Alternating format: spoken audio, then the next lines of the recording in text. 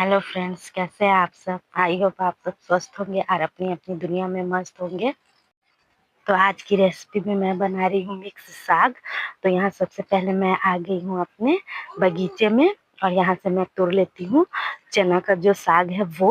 और ये जो साग है वो मेरे ही बगीचे का है, हमने अपने ही बगीचे में लगाया है। तो सबसे पहले हम यहाँ जो चना है उसे तोड़ लेते हैं। और मैं जो जड़ से नहीं तोड़ रही हूँ, मैं बस ऊपर ऊपर से ऐसे जो इसके पत्ते हैं ना उसे तोड़ ले रही हूँ। और यहाँ हमने ज़्यादा तो नहीं, बट इतना ही चना लगाया है जितना कि हम अपने घर में ही खा के ख़त्म कर सके, क्योंकि हमें ऐसे बाहर बेचना नहीं है, हमें सिर्फ अपने लिए चाहिए था। क्योंकि बाहर जो होते हैं ना वो खाद उद से सब्जियां उगाई जाती है, तो हमने सोचा कि चलो इस बार हम अपने गार्डन में ही लगाते हैं। तो ये सारी ये जो है वो मटर है। तो मटर उतना हुआ नहीं है, आप देख सकते हैं कि इतना घना नहीं है, कहीं कहीं एक आध दो हुआ है। तो ये मटर भी है। और फिर यहाँ मैं आ गई चना तोड़ने के बाद पालक तोड़ने। तो यहाँ मैं पालक के पत्ते जो है उससे भी हम ऊपर ऊपर से ऐसे ही तोड़ ले रहे हैं, जड़ से नहीं तोड़ रहे हैं, बस ऊपर ऊपर से तोड़ ले रहे हैं। और ये जितने भी साग लगे हैं ना, ये सब मेरे पिताजी ने लगाया है, पापा जी ने, उन्होंने ही लगाया, क्योंकि ये सब मेहनत वही कर पाते हैं, हम लोग से तो ये सब होता नहीं है। और यहाँ मैं जो है वो मिक्स साग बनाऊंगी। तो यहाँ सिर्फ मेरे बागान में जो है वो चना पालक यही है। और बाकी का साग जो है वो हम मार्केट से लिए हैं, जैसे कि मेथी और बथुआ का साग। सरसों का तो वैसे था नहीं, सरसों का साग मिला नहीं तो हमने छोड़ दिया, क्योंकि इसमें सरसों का साग होता तो और अच्छा लगता, लेकिन सरसों मिला नहीं तो छोड़ दिए। तो फिर यही पालक, चना साग और मेथी और बथुआ ये है। तो बथुआ है, मेथी है और ये बथुआ है। तो बस यही चार साग है। और उसके बाद यहाँ मम्मी मेरी आ गई, साग कट कर रही थी। तो मम्मी जब तक साग कट कर रही थी तब तक मैं फिर आ गई अपने बागान में, जो वो है धनिया का पत्ता और थोड़ी बहुत लहसुन जो है उसे तोड़ने। और लहसुन भी जो है वो हुआ नहीं है, मतलब अंदर से जो उसका गांठ होता है ना वो अभी अच्छे से नहीं हुआ है।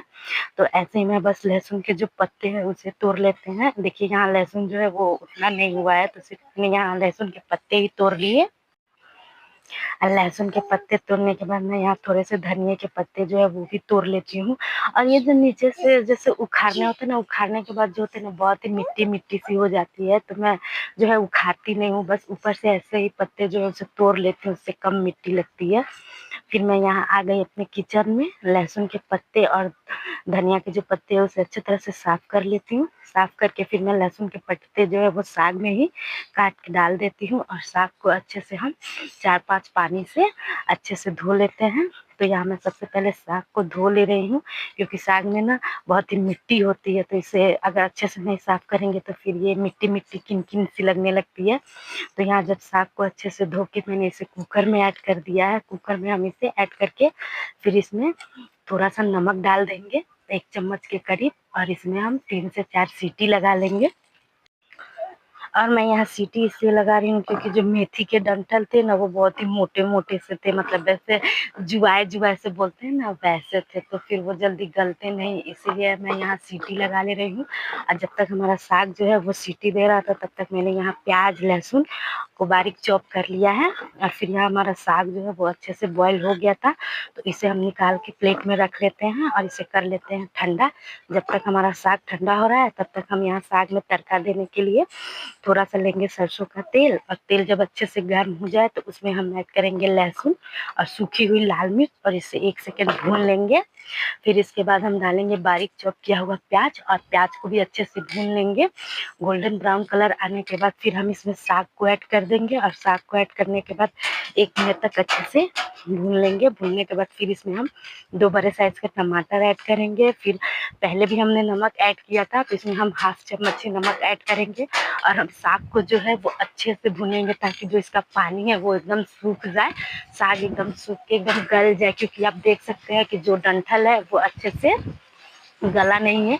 फिर हम इसे कलछुल की सहायता से ऐसे दबाते दबाते अच्छे से कूट कूट के हम साग को अच्छे से एकदम धीमे आंच पे पका लेंगे।